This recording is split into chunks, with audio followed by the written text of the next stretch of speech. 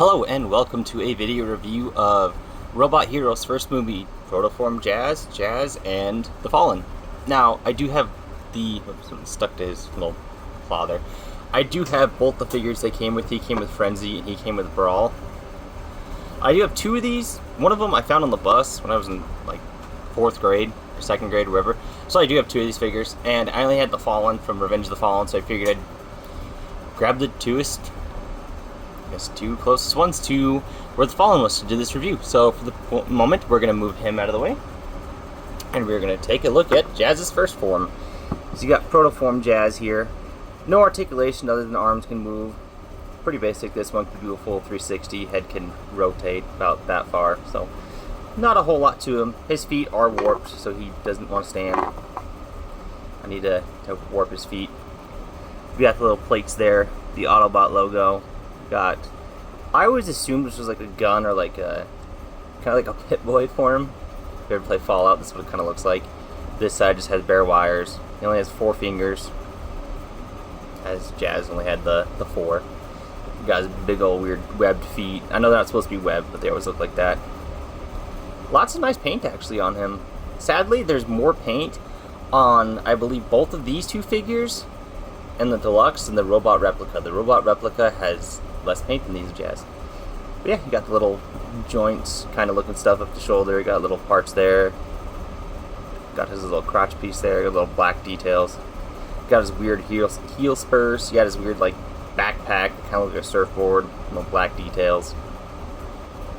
Got the little knee pieces. Got his little protoform look.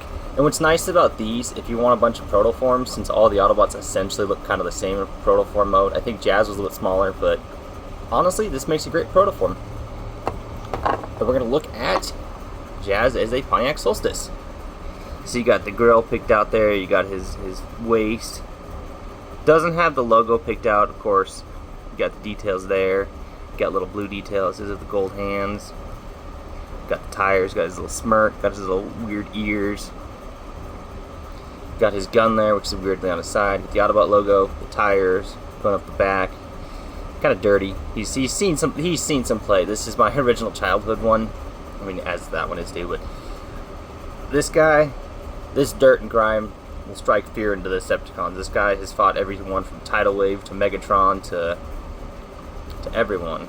Because if I didn't have the Legends class figure, these guys filled in for it, and sometimes was, Tidal Wave, I didn't have anything that really scaled with him, so these guys fought Tidal Wave, so he's been through many battles. He's got the little grilled look on his feet, tires. The lights on the robot replica are not picked out, which I always thought was funny, but they're picked out on this guy. This guy honestly has a lot of paint. I mean, you got the gold there, you got all the details. Arms almost do a full 360, well, if you move his head. So you can kind of get some uppercut action there. This arm will do a full 360, kind of give him his little magnetic claw. But yeah, his head won't do a full 360. I don't know if any of them will. I think Ironhide might. I have no idea what Ironhide is. I do have the Bone Crusher that goes with him. I do have both of them, but I have no idea where they are. I got them 18 years ago, so yeah. I'm going to set him off to the side and bring in the big papa of all of them, the Fallen. Now, as you can see, he is massive and scales well. That's one of the things I kind of liked, is sometimes these guys scaled decently, but not always. I mean, Optimus is tiny, Optimus is really small. But yeah. And look at all the nice detail on him. You got his like weird like robot flesh. I think it's flesh. I don't know, it's probably like some biomechanical details. You got like flesh, you have his weird like glowing bits, you got his beard, you got his pot belly, which I do have to say, yes, he does have a pot belly. If you look at his artwork from the movie and you watch him in the movie, he does have a pot belly. I had someone argue with me on this. If you look, when he's breathing, you can see his pot belly. He does kind of have a little bit of a pot belly. Even the Legends class had it. I think the original one had it. The Studio Series does not really have it. I'll get off that soapbox. But yeah, you can see like the weird like flesh between his joints, kind of the biomechanical flesh, his big feet. I always liked his feet. They were kind of like monstrous, kind of like Megatron's hands in the first 2 movies. They were like spidery and monstrous. You got his face, and yes, his face moves independently from his beard. I don't know why they did that. Got the little detailing, got the big old eyes, got the weird like head crest thing going on. Got the silver at the shoulders, silver going up the back. You got his little connection points from the arms to his body, which I never knew in the Legends class. That's what they're, because I got that figure before I saw the movie, so I always thought they were like just like little twin tails for his jet mode. Yeah, articulation wise, this arm will go pretty much all the way around. It'll get kind of caught. You can kind of force it because these are rubbery. I wouldn't recommend it. But yeah, so you can get him tossing Jazz.